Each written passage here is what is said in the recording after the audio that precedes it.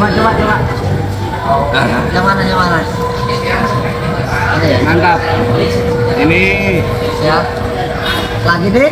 lagi di KL. Ini di Bukit Bintang di Jalan Alor. Kebetulan ini ada tokoh-tokoh kita yang lagi asik nih di KL ini, dan kebetulan kita kedatangan tamu dari Indonesia. Yang di Indonesia ini lagi rame nih, kayaknya mau ada perhelatan akbar gitu, perpolitikan di Indonesia itu. Jadi kayaknya menarik nih, kita mungkin akan berbincang-bincang dengan narasumber dari Indonesia ini. Itu yang kata Menariknya ini. Emang toh? Kita makan di saking sambil ngobrol. Ini khas. Ini sebetulnya pilihan sederhana sih sebetulnya. Cuma karena branding Malaysia itu sangat bagus, jadi semua orang yang ke Malaysia akhirnya berburu kayak gini. Jadi kita kena 1 kilonya 30 ringgit. Ya, 30 ringgit. Nah, ini ada tisu nih. 30 ringgit kita beli 2, jadi habisnya 60. Ini sebetulnya lebih bisa Purworejo misalnya kali besar udah kalah. Nah, cuma ya brandingnya kuat ini. Jadi nanti itu di perjalanan kita ngomong-ngomong, karena kita lagi di Malaysia nih, sesuatu yang lagi panas di Indonesia. Orang yang meskipun orang awam bisa tertarik lah ngomongin politik. Ya, ngomongin politik berarti ngomongin pilpres. Ini ada di Planet Adventure ada Om David Airabek. Saya mau tanya-tanya ini. Menurut kalian dari tokoh-tokoh yang muncul ini yang menarik kita bicarakan yang mana ini yang pertama ini? Sebelum dari sesi berikutnya. Ayo.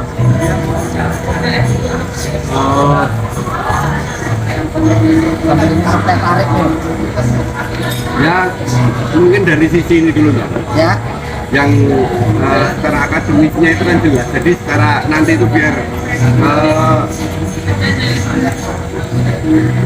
rasio kita secara rasional itu masuk akal gitu loh.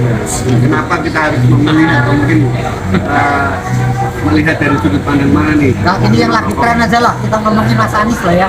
Oh, ini cocok. Nah, kalau dari kan ada Prabowo, ada siapa selain Prabowo, ada Ganjar, Mbak Puan, ada Anies Baswedan dan lain-lain gitu. Nah, yang lagi tren sekarang kita bincangkan oleh hampir seluruh lapisan masyarakat adalah Mas Anies yang dianggap sebagai fenomena baru. Di antara teman-teman ini bagaimana cara pandangnya terhadap Mas Anies? Kenapa kok sekarang kayaknya lagi jadi harapan dan hope? Kalau dari majalah kain dulu pernah bikin tulisan hope, tinggal kita gambar ada dulu. Orangnya masih ada. Yang kemudian hopeless.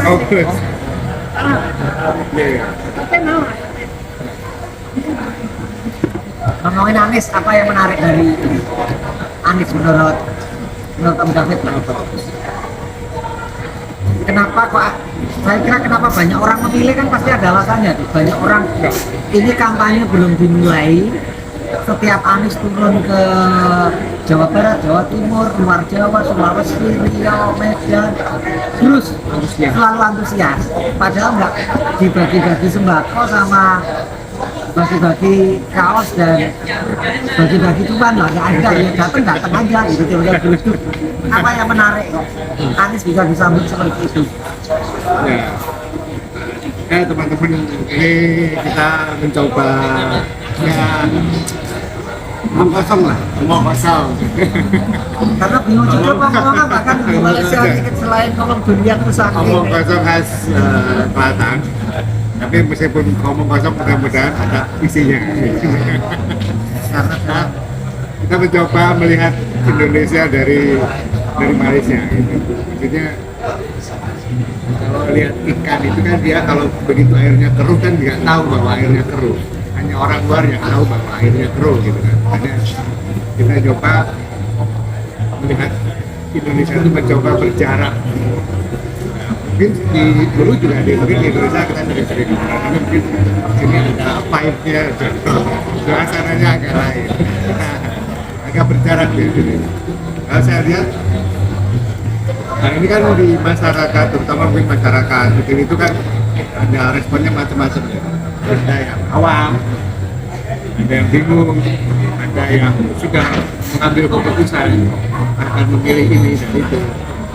Mungkin malam ini kita bisa sedikit entah komandan entah siapa atau mungkin juga dari saya secara pribadi ini bagaimana caranya kan memilih karyawan aja ada metode Ya. memilih katakanlah manajer kita sebagai para pengusaha ini kan ada KPI-nya, ada sesuatu yang harus kita pegang dan mungkin tidak harus daki-daki ya, tidak harus secara manajemen profesional apalah gitu, tapi mungkin kita justru bisa mengambil dari apa istilahnya kearifan lokal. Oke. Nah itu budaya sosial yang sering kita temui terutama kita ini yang hidup di budaya Jawa gitu ya.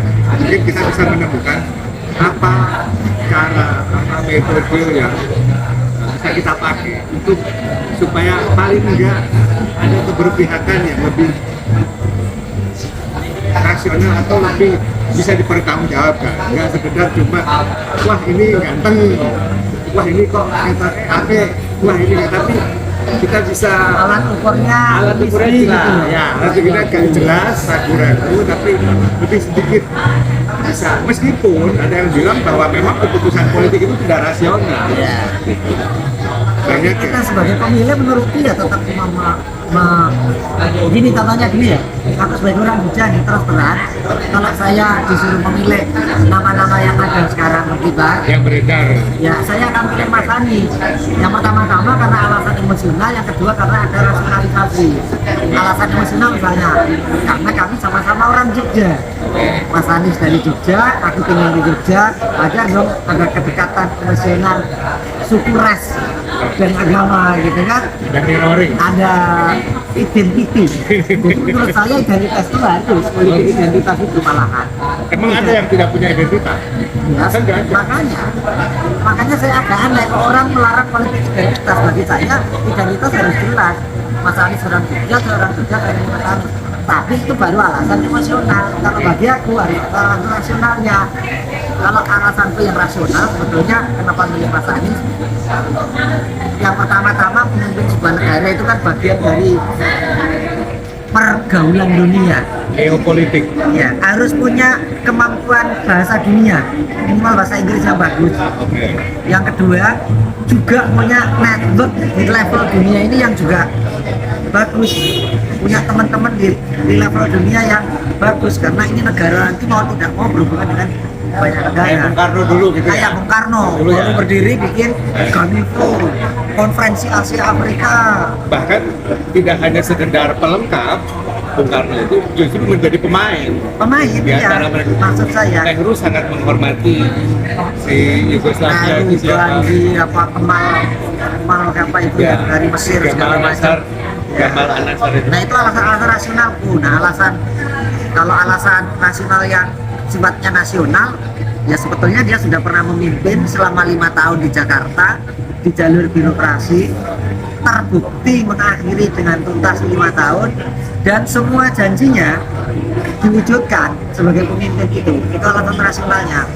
Maksud diwujudkan itu tidak harus 100% terwujud. Maksudnya gini, dia ngomong misalnya saya bangun stadion untuk Persija waktu kampanye. Nah dicek, ada nggak barangnya sekarang? Ada kayak. Ada ternyata. Selesai entah 70%, 80% wujud gitu. Saya akan atasi banjir. Ada TAP-nya, ada parameternya. Mungkin dari 20 sungai, belum 20 sungai yang digarap.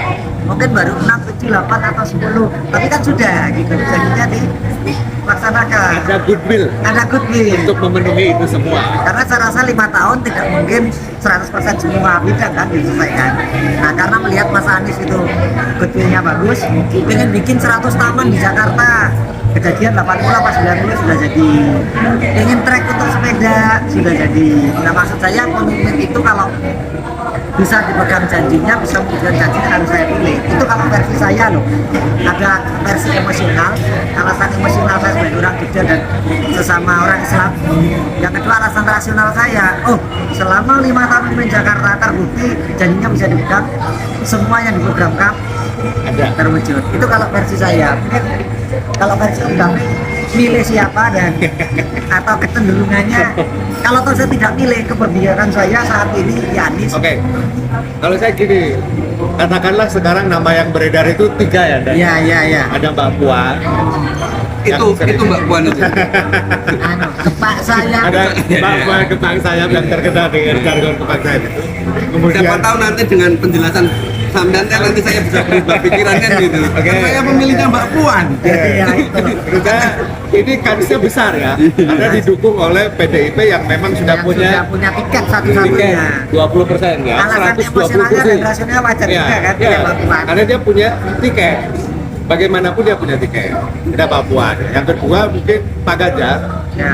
Ini juga koalisi tertentu, katakanlah Indonesia Bersatu udah mulai menggadang-gadang dan itu.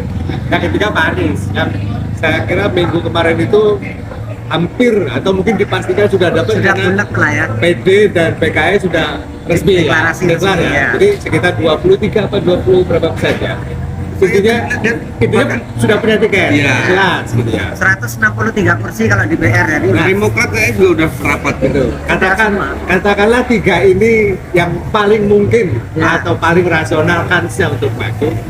Terus saya dikasih pilihan untuk memilih siapa. Ya, pertanyaan Ya. saya kan kira-kira Dan dari pilih 3 siapa. itu Maka saya kembali ke yang tadi saya ucapkan, minimal saya menggunakan parameter yang sudah sama-sama kita tahu beredar di masyarakat, katakanlah kearifan lokal, yaitu melalui parameter atau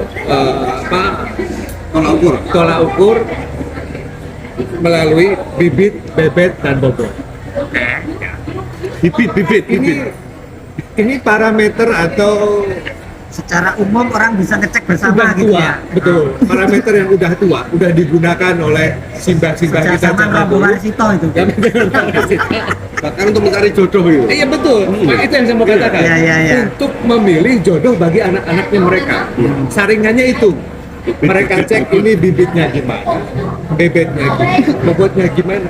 Ketika paling tidak ketiga unsur ini terpenuhi, oke lah mungkin. Atau kalau dalam muslim ketambahan namanya mungkin gitu. Iya. Gitu kan. Tapi oke lah kita kesampingkan dulu yang itu. Kita Ini pakai kearifan lokal. Ya, KIP yang secara common sense umum common dipakai. sense umum dipakai. Yang pertama bibit, Bib.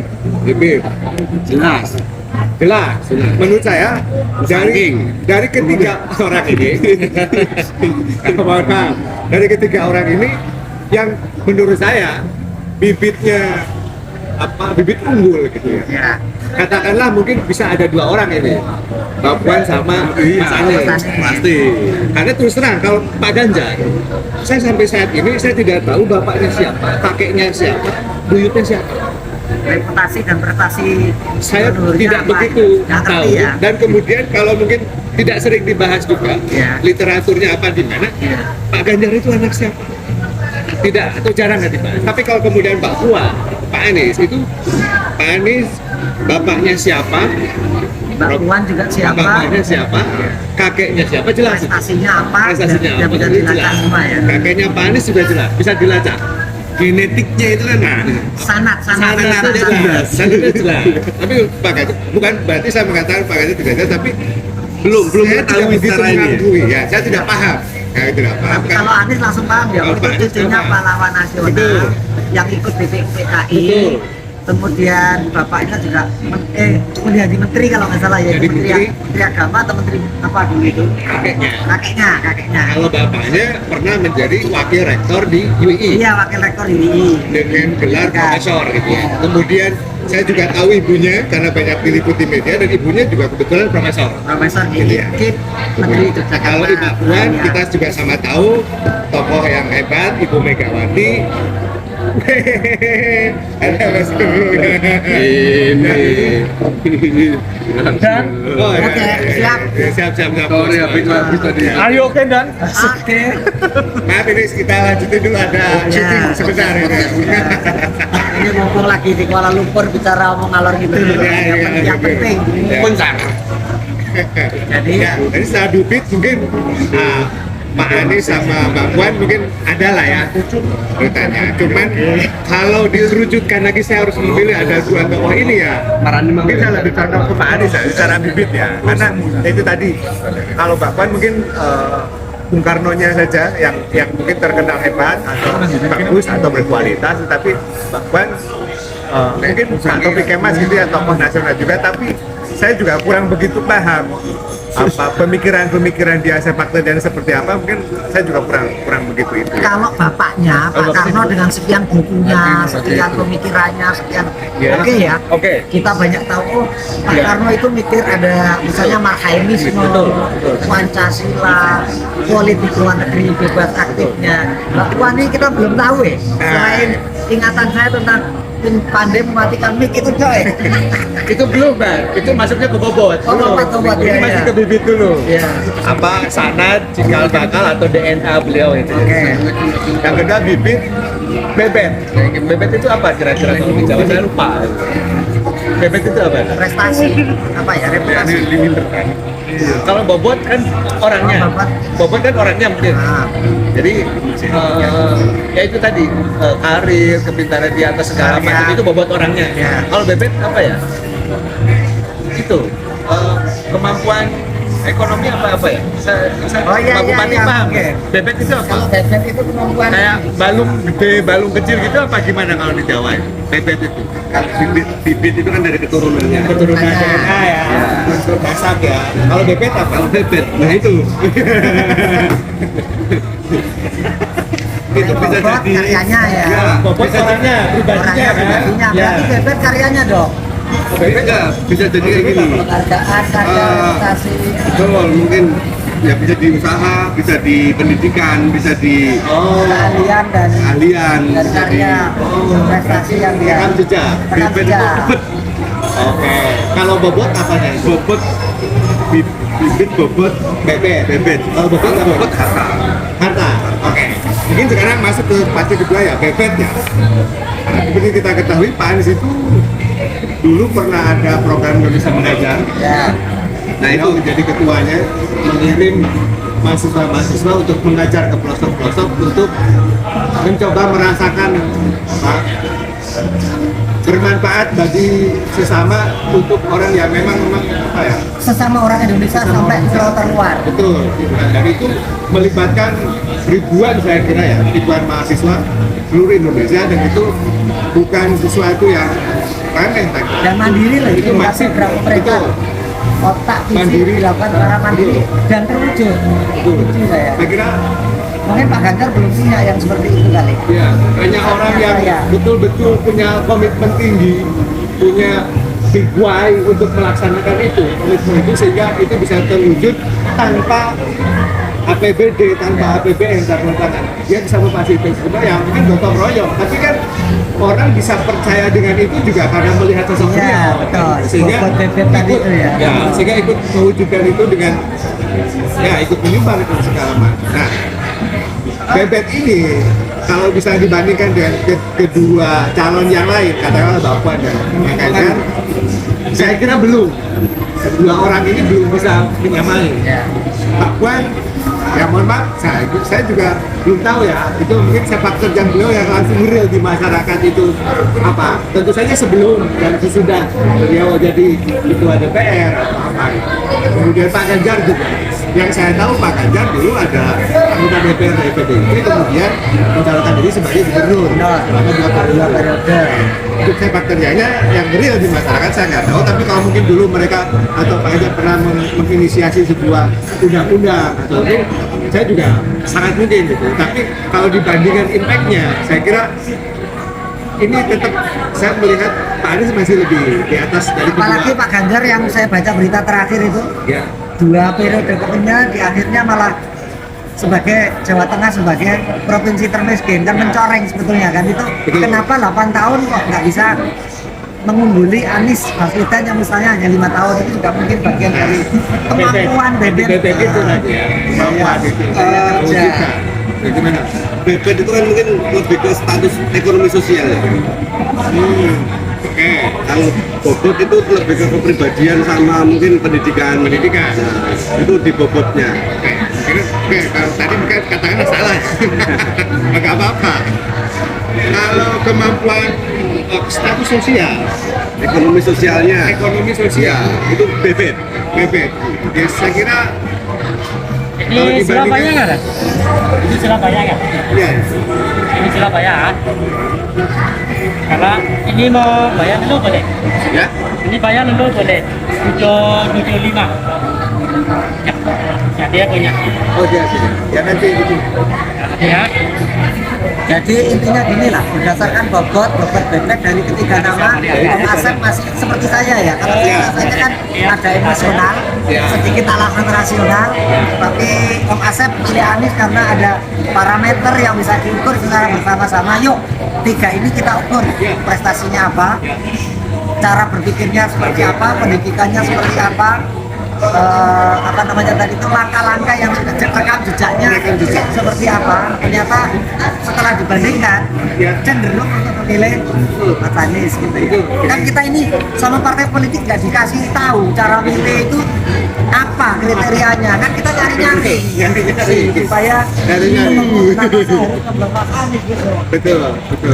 Ya, makanya saya memakai katakanlah parameter atau apa Parameter bobot-bobot yang diambil dari kearifan lokal. sejak zaman Bapak Soeharto Majapahit dulu, gitu kan. Betul. Nah kalau saya sederhana tadi, itu yang penting omongannya bisa terbukti di lapangan, nggak Walk the talk gitu ya. iya, walk the talk. Kata-katanya ngomong apa dibuktikan, bukan sekedar humus-humus, tapi tong kosong nyari bunyinya. Nah Mas Anies saya lihat selama dia ngomong apa diwujudkan, yang tidak diomongkan tidak dikerjakan. Karena memang tidak diomongkan, bagi dia saya akan mengerjakan semampu mungkin. Saya pengen tutup Alexis ya dilakukan, saya akan tutup reklamasi ya dilakukan, saya akan bangun stadion ya dilakukan semaksimalnya. Nggak bisa 100% ya 90%, 80%. Yang penting itu toknya diwujudkan. Parameter saya itu Ya memang mungkin ada beberapa yang sama sekali mungkin tidak goal secara utuh ya. Tapi kalau dilihat secara keseluruhan, katakanlah dia punya janji politik sebanyak 20, kalau nggak salah 23 apa 25 janji politik. Katakanlah dari 23 sampai 250 itu 2 atau 3 meleset, atau katakanlah mungkin 5% meleset atau 10% lah. itu make sense ya. Karena kalau 100% nggak manusia jadinya kan malaikat nih. Dan menurut saya Mas Anies bisa membuktikan omongannya itu di 80-90% selama demokrasi. Ya. Saya silakan begini Mas Anies. Yang pertama tadi itu kenapa saya harus berpihak kepada dan mendorong Mas Anies meskipun bukan orang partai ini ya, yang didorong oleh koalisi yang baru ini. Satu, sanatnya jelas. Sanatnya jelas. Jadi ijazahnya jelas, sekolahnya jelas, gelarnya jelas, bapak ibunya jelas. Sama sekali tidak ada yang memperhatikan siapa bapaknya, siapa ibunya, apa ijazahnya. Sementara kalau yang lain kan masih kadang-kadang ada tanda-tanda perdebatan. Yang kedua soal janji implementasi, kita bisa ukur berapa yang terlaksana, berapa yang tidak. Kan? Yang ketiga soal jaringan. Yang dibilang Mas saya sebutkan dia punya jaringan lewat Indonesia Mengajar sudah ditanam, tinggal bukti bahwa dia pernah mengelola sebuah organisasi yang reputasinya nasional waktu itu Masih muda. terus secara internasional dia punya jaringan teman kuliah sampai doktorat di yang sangat banyak. Itu akan menolong dia ketika mungkin ada. Udah hilang. Terakhir mungkin karena prestasinya karena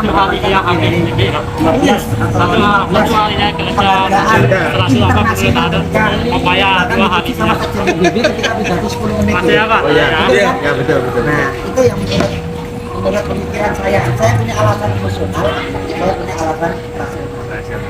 Ya. Jadi gimana ujungnya ya? Ya ujungnya Tapi kan gini teman-teman kita yang mungkin ya tidak terlibat diskusi yang kita kan meskipun berbeda tapi diskusinya itu objektif. ya Tapi ada teman-teman kuliah kita cara berpikirnya tetap emosional tapi tidak rasional. Menurut panjenengan gimana seharusnya?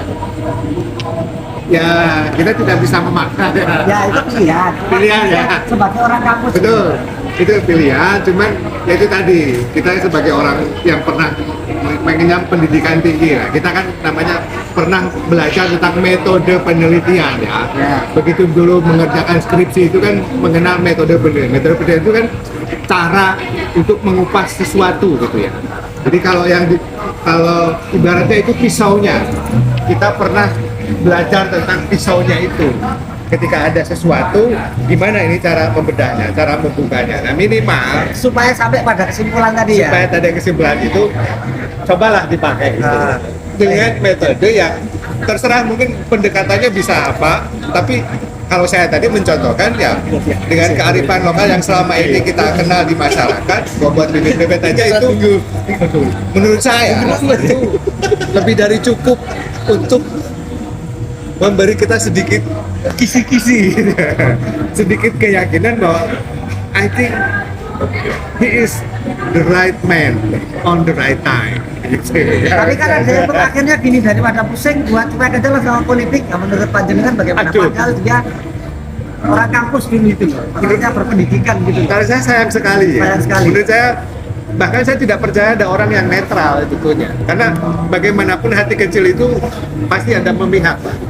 It's okay memihak siapapun, tapi kalau sampai netral saya menyayangkan. Siapapun pilihannya ya, monggo ya. Karena sekali lagi Bebas. bagaimanapun politik itu harusnya sepertinya harus rasional, tetapi prakteknya tetap banyak yang tidak rasional, like and dislike dan sebagainya.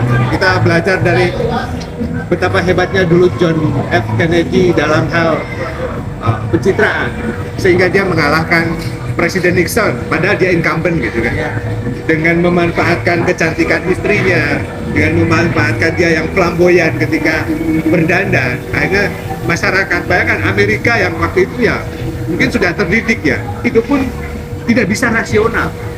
Padahal John F. Kennedy dibanding Nixon secara kualitas, secara jauh kemana-mana, menang Nixon. Tapi malah John F. Kennedy yang menang karena justru di media sering muncul yang dibahas justru adalah kecantikan istrinya. Jadi malah keangkat, Jadi elektabilitasnya naik ya gitu ya. elektabilitasnya naik, dia sering di cover media, bukan tentang kemampuan, kehebatan dia dalam hal manajerial atau segala macam, tapi justru malah kecantikan istrinya. Nah itu ya itu fakta politik, kita nggak bisa begitu kan.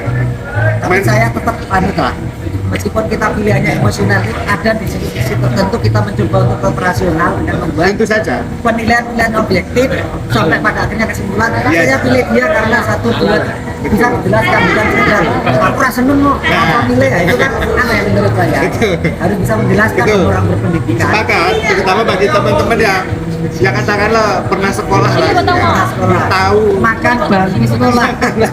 apalagi udah sampai S1 dan segala macam, tolonglah mungkin ya, tapi kembali lagi kepada pilihan masing-masing. Nah, Saya kira gitu tuh bro. Gitu ya. Ini karena sudah melirik-lirik kita. Podcast ini harus kita tutup dulu ya. Ya dalam itu, tapi kesimpulan diserahkan masing-masing apa ya? saya nggak bisa konsen tadi ini. Soalnya sudah. Saya mendengar perbincangan tadi, Iya. ini sudah mulai ini, ya. Jadi Mbak Puan juga kepaknya saya lah gitu ya. Kepaknya. Mulai goyah ini. Kayaknya ke Pak Ganjar loh. Ya kalau ke Pak Ganjar kira-kira parameternya apa itu? Kira-kira. Ya menarik gitu. Menarik. Kita harus berangkat dari dua sisi. Karena kan gini, kebetulan Pak Ganjar ini kan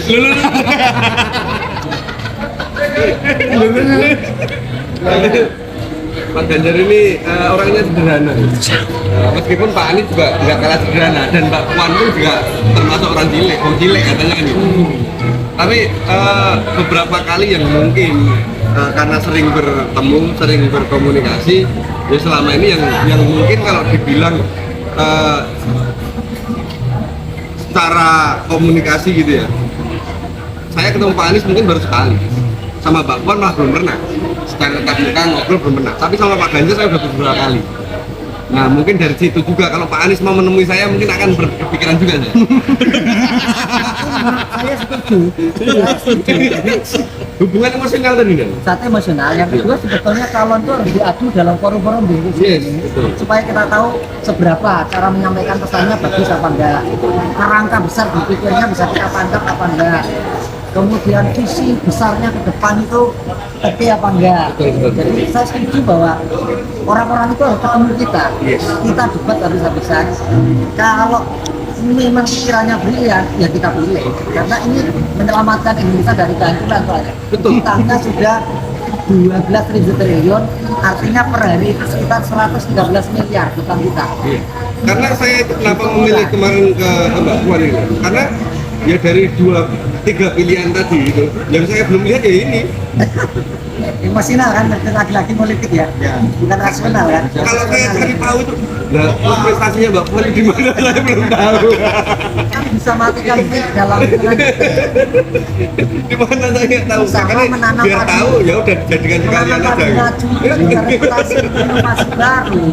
Ya. Mungkin Oke, itu kan. itu ya. Ya. Oke, itu dulu. Jangan lupa ikuti terus Travel Ibu, akan ketemu perbincangan tentang politik yang aur-auran kayak gini, tetapi punya pesan moral yang sangat luar biasa inspiratif kalau Anda paham. Kita pamit dulu. Ciao. Ada salam juga.